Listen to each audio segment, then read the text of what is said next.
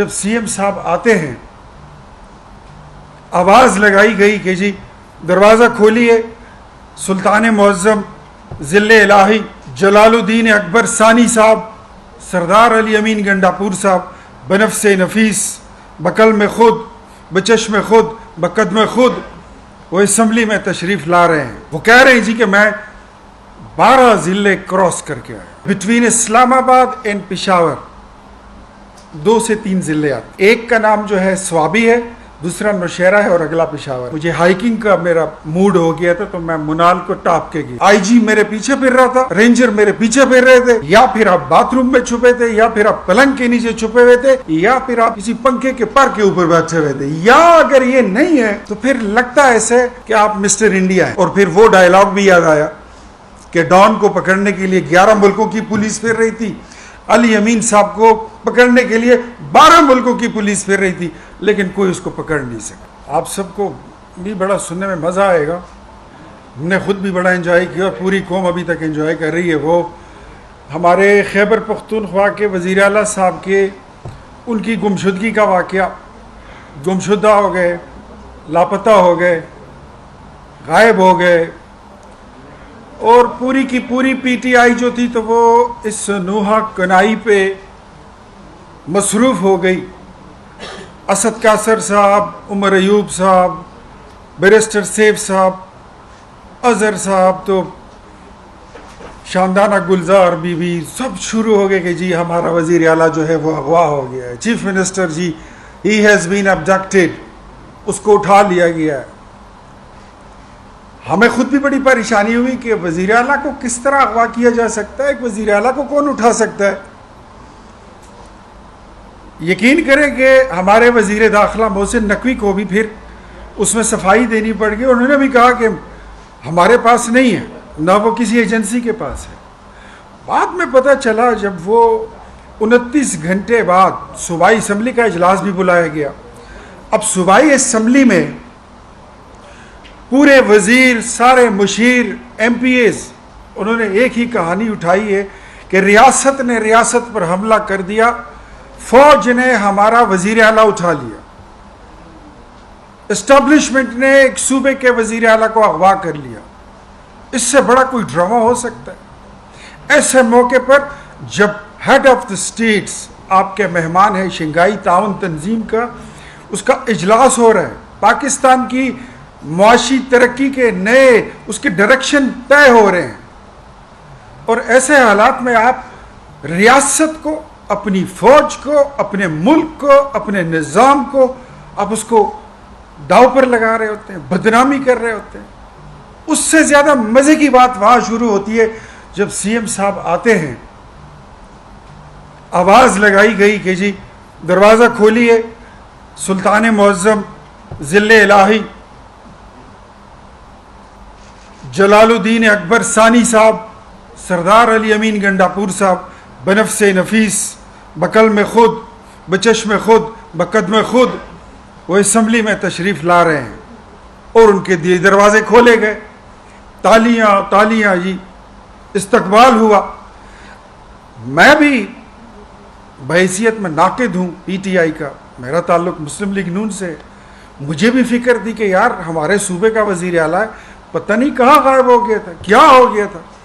میں بھی T V کے آگے بیٹھ گیا کہ اب سنوں کہ ان کی بپتا کیا ہے، ان پہ گزری کیا ہوگی، بیچارے نے کھانا بھی کھایا ہوگا کہ نہیں کھایا ہوگا۔ وہ کہہ رہے ہیں جی کہ میں 12 ضلع کراس کر کے آیا۔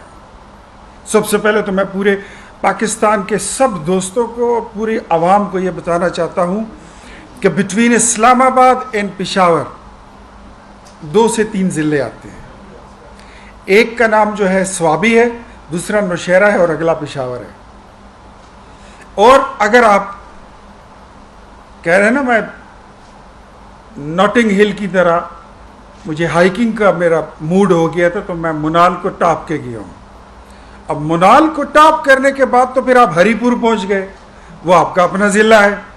تو علی امین صاحب آپ کی کہانی ہم نے سنی، وہاں پہ جب آپ کی حکومت ہے خیبر پختونخوا میں اور 11 سالوں سے تیسری اسمبلی ہے، آپ وزیر اعلیٰ ہیں، آپ تو سڑک پہ کھڑے ہوتے تو آپ کو سینکڑوں لوگ گاڑی میں بٹھا کے سی ایم ہاؤس پہنچا سکتے تھے.